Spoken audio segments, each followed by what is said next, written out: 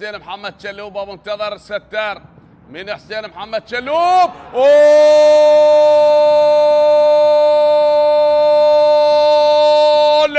لا لا لا لا لا يا حسين محمد، صاروخ خارج منطقة ال18 من كرة ثابتة. يا الله، شلوب حطها بزاوية قاتلة. الابعاد فرانك يلعب الكرة لستيفن بافور، محاولة الوصول تمشي، عدت هنا محاولة خطرة، التعديل، ربما التعديل ياتي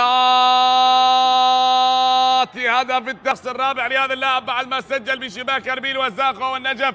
هذا المرور وهذه المحاولة من بين ثلاثة لاعبين، مر على الاثنين ومر على الثالث وحطها بالمرمى وعاد المباراة بهدف التعديل. ستيفن بافور يسجل هدف التعديل لنادي الكهرباء. وعادت من عبد الله بوسط الملعب لحسن، من حسن هناك مرة أخرى العرضية حاضرة، العرضية لعلي كاظم، جول